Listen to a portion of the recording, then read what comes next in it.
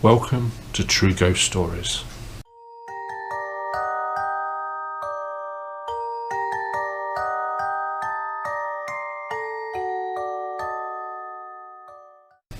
What you're about to hear is a true account given by a true witness. Many years ago, a man was travelling home. It was a very stormy night, thunder, lightning, rain like you wouldn't believe. Stood at the side of the road, he spotted two women, looked like mother and daughter. Being a nice guy, generous guy, he stopped, offered them a lift, which they graciously accepted. They jumped in the car, dripping wet, apologised for wetting his upholstery. He said, "Don't worry, it's fine, it's fine." Asked them where they lived, and off they went. Pulled up outside, beautiful looking house, lovely manicured gardens from what he could see through the torrential rain. The lady asked him, she said, "Would you like to come in for a drink?" Say thank you, we really appreciate what you've done for us.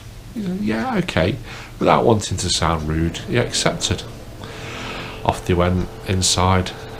Beautifully decorated house, immaculate inside.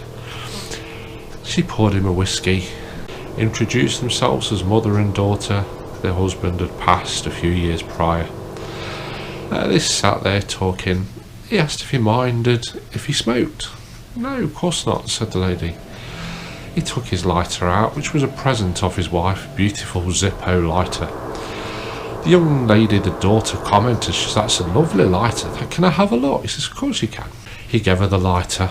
She had a look at it, inscribed with love from his wife. She said, "That's beautiful." Gave it him back. He lit his cigarette. They talked for a good hour or so. He finished his drink and off they went. Said their goodbyes. They thanked him again. He ran back to his car, started to drive off. It was then he realised, "Oh, my lighter, I've left my lighter." He remembered putting his lighter on the mantelpiece above the fire. I've got to get my lighter. That was a present off my wife. He turned the car round. He went back, turned into the street. Confusion. The house where he dropped the two women off was derelict. It was a state. The garden was overgrown. The windows were broken. He drove up and down the street 3 or 4 times, trying to work out what it can't be that house, but it was. That was the right house. Nerves jangling, he pulled up outside. Okay, this is the right house. What's happening? He got out the car, went to the house, pushed the front door, creaked open. He entered.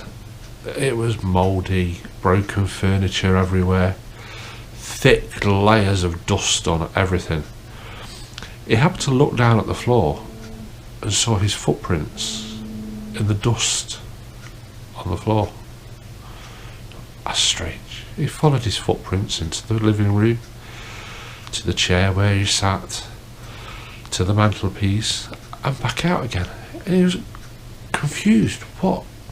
How? I was here less than half an hour ago. He glanced at the mantelpiece. There on the mantelpiece was the empty glass that his drink was in. Clean, no dust. And next to it was his lighter. What? He went over. By this point, his stomach was somersaulting. His nerves were on it. He says, "What is going on?"